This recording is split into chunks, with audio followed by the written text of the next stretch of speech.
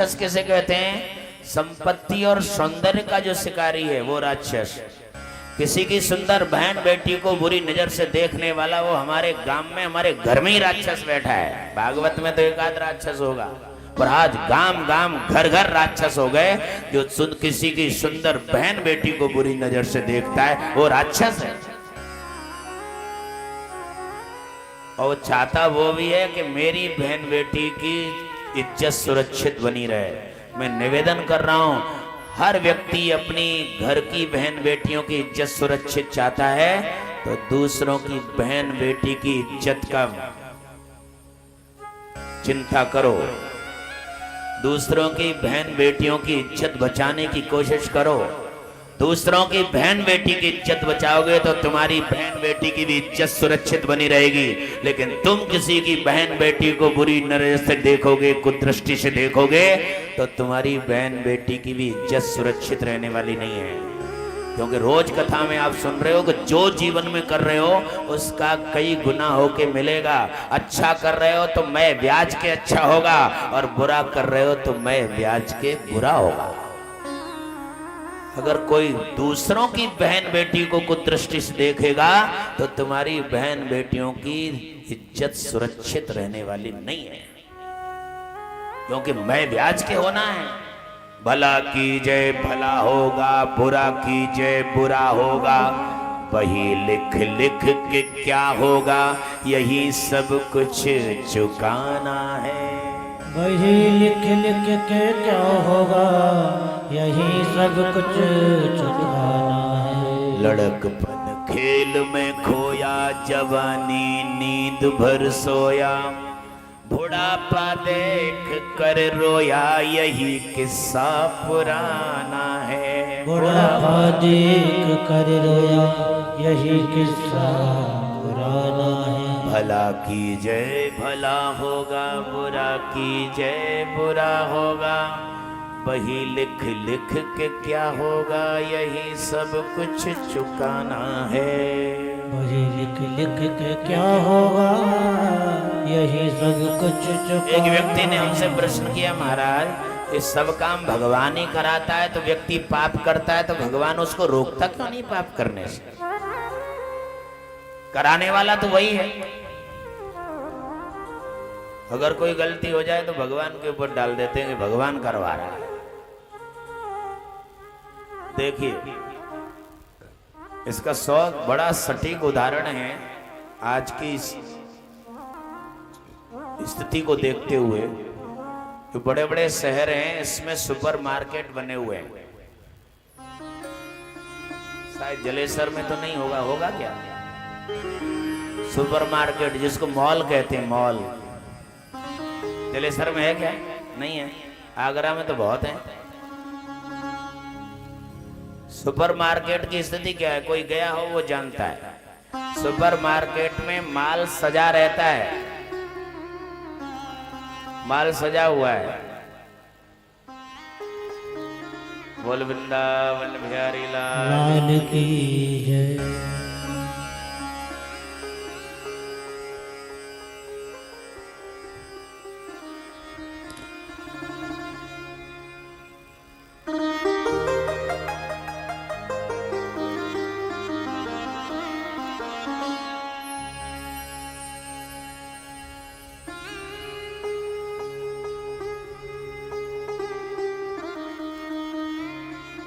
Super market में उसमें क्या है, माल सजा रहता है। कोई भी ग्राहक जाओ उसमें से अपने हाथ से माल उठाओ, ट्रॉली में रखते जाओ। वहां ट्रॉली भी रहती है। कम सामान लेना है तो थैली रहती है, ज्यादा सामान लेना है तो ट्रॉली रहती है। ट्रॉली में डालते जाओ, सामान उठाओ ट्रॉली में डालो, सामान उठाओ ट्रॉली में डालो। मॉल में कभी गए हो तो वहां आपका कोई हाथ पकड़ता है क्या? कोई वहां हाथ पकड़ने वाला नहीं है। तुम्हारी जो इच्छा हो वहां से माल लो, ट्रॉली में डालो। न कोई ये कहने वाला कि ये क्यों ले रहा है, न कोई ये कहने वाला कि ये ले लो। तुम्हारी जो इच्छा है सो ले लो। लेकिन जैसे ही मॉल से बाहर निकलोगे तो बिल का पर्चा आपके सामने रख दिया जाएगा कि इसका भुगतान कीजिए। तब एकदम खोपड़ी में 12 बज जाते हैं कि भुगतान मुझे ही करना है, इतना बड़ी लंबी लिस्ट। बोले भैया हमने तो दिया नहीं, अपनी मर्जी से ही तो लिया है, अपने हाथ से उठा के लिया है, तो भुगतान किसको करना पड़ेगा? भुगतान भी उसी को करना पड़ेगा। ऐसे ही संसार परमात्मा का मॉल है, इसमें सारी व्यवस्थाएं बनी हुई हैं। ये आपकी बुद्धि काम करेगी कि क्या काम करना है क्या नहीं करना है, पाप करो पुण्य करो, धर्म करो अधर्म करो, आपका हाथ कोई पकड़ने वाला नहीं है। लेकिन बिल का पर्चा तो तुम्हारे सामने ही रखा जाएगा कि इसका भुगतान कीजिए। अवश्य में भोक्तव्यम कृतम कर्म शुभाशुभम ना भुक्तम क्षीयते कर्म जन्म कोट सतैरपि। भुगतान तो खुद को ही करना है ना। सोचिए विचार कीजिए। कभी कभी आपस में चर्चा चल जाती है, कभी कभी हमारे पास भी आते हैं, महाराज जी हम तो इतनी भक्ति कर रहे हैं, भजन कर रहे हैं, बड़े दुखी हैं, बड़े परेशान हैं, और जो भगवान का नाम तक नहीं लेता, नास्तिक है, अधर्मी है, वो बड़े मजे ले रहा है। हो सकता है कलयुग में पाप ही फल रहे हों, तो बहुत से लोग भक्ति छोड़ बैठते हैं और पाप करना शुरू कर देते हैं। आप अपनी भक्ति कर रहे हो, ये व्यर्थ नहीं जाएगा।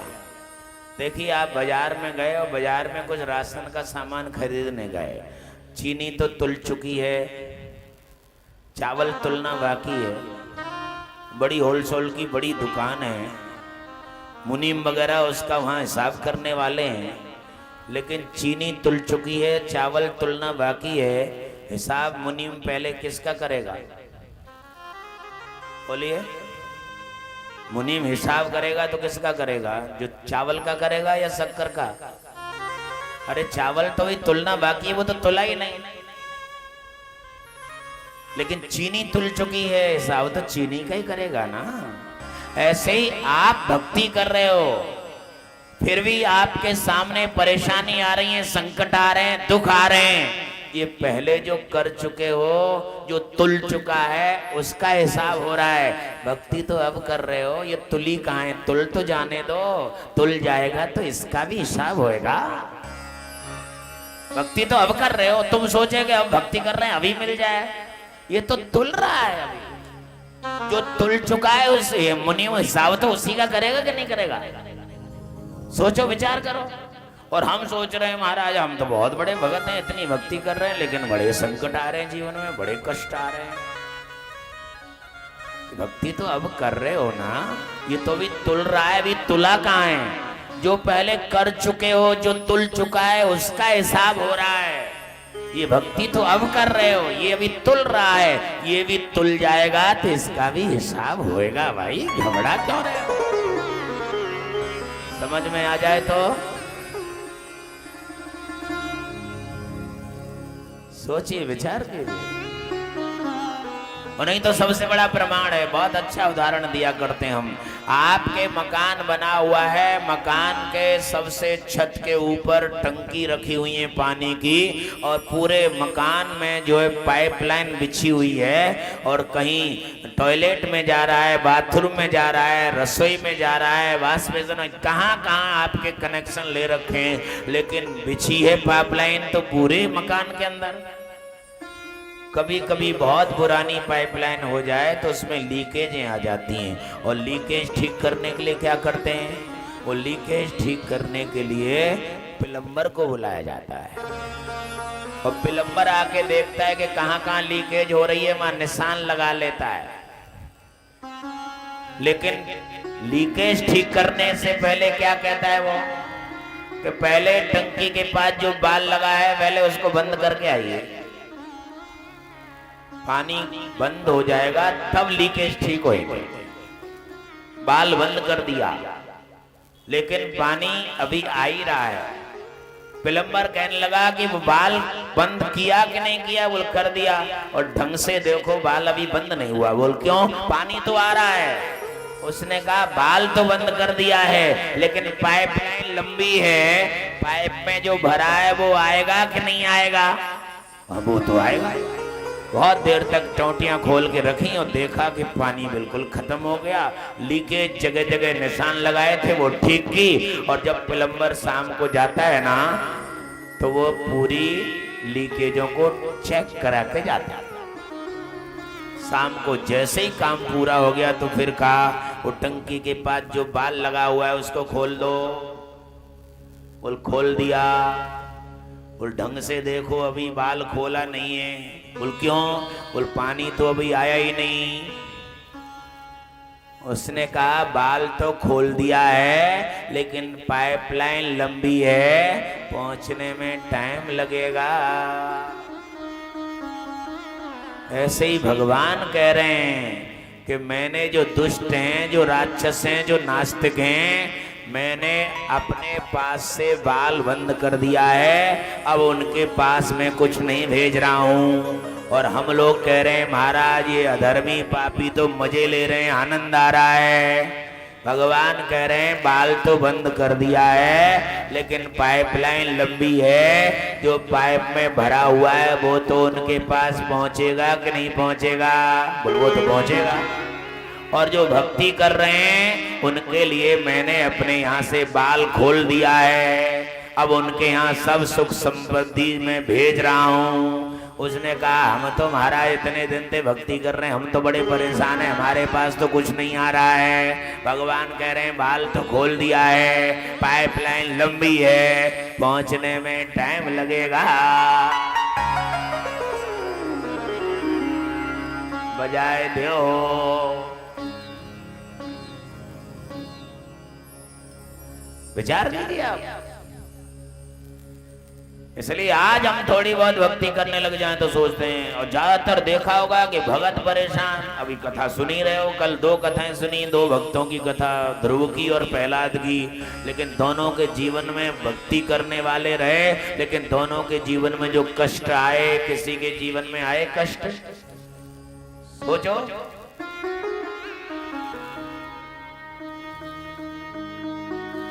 बालपन से ही भगवान की भक्ति में लग रहे हैं प्रहलाद और ध्रुव, लेकिन प्रहलाद और ध्रुव के जीवन में जो कष्ट आए किसी के ऊपर आए? जो जो भक्ति करने वाले हैं उनके जीवन में कष्ट आते हैं। हाँ? देखिए विभीषण को वहीं रह रहा है, अपने परिवार में रावण के साथ रह रहा है, लेकिन परिवार भले ही भक्ति कर रहा है, लेकिन ऐसे दुष्ट प्रवृत्ति के अधर्मी परिवार को छोड़ने का प्रयास किया क्या विभीषण ने? शांति दूत बन के गए थे, अंगद ने जाके समझाया, हनुमान जी ने भी समझाया, बात मानी क्या उसने? छोड़ा क्या वो? नहीं छोड़ा। और कब छोड़ा? जब रावण ने लात मारी। यानी जिनको परिवार को अपना मान रहे हो, और भले ही हम कितने खोपड़ी मारते रहे, इतना मोह फंसे हो परिवार में, परिवार छूटने वाला नहीं है। कब छूटे हो परिवार?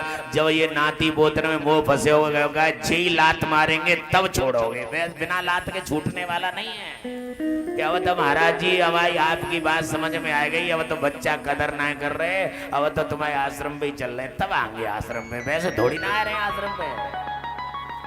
सोचो आप विदुर काका की कथा देखिए, भगवान स्वयं शांति दूत बन के गए, समझाया भी था कि क्यों इन अधर्मियों का साथ दे रहे हो, क्यों अधर्मियों में पड़े हो, चलो ना।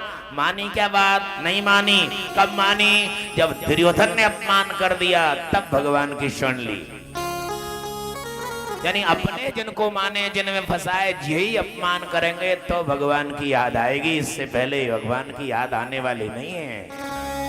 दुखों से जो ठोकर खाई न होती तुम्हारी प्रभु याद। जब तक संसार की ठोकर लात नहीं लगती तब तक ईश्वर याद नहीं आता है। दुखों से जो ठोकर खाई न होती, दुखों से जो ठोकर खाई न होती, दुखों से जो ठोकर खाई न होती, दुखों से जो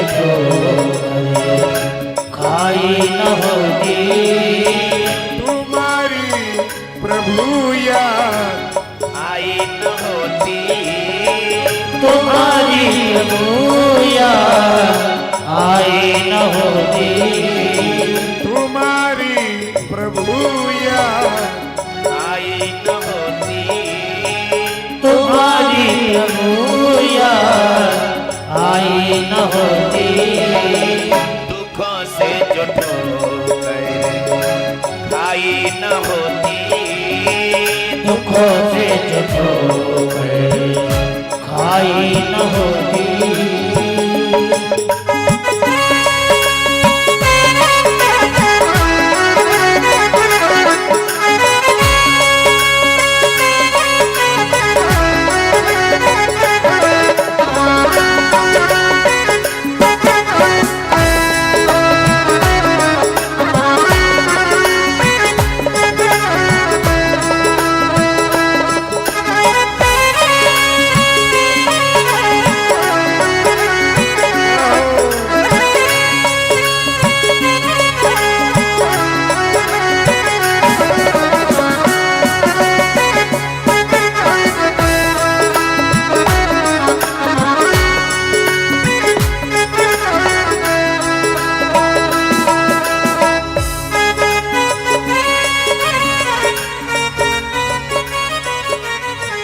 जगाते नयति निज ज्ञान द्वारा, जगाते नयति तुम निज ज्ञान द्वारा, जगाते न यदि तुम निज ज्ञान द्वारा, ओ जगाते नयति तुम निज ज्ञान द्वारा, कभी हमसे कोई भलाई न होती, कभी हमसे कोई भलाई न होती, दुखों से जो ठोकर खाई न होती, ओ दुखों से जो ठोकर खाई न होती, तुम्हारी प्रभु याद आई न होती, तुम्हारी प्रभु याद आई न होती,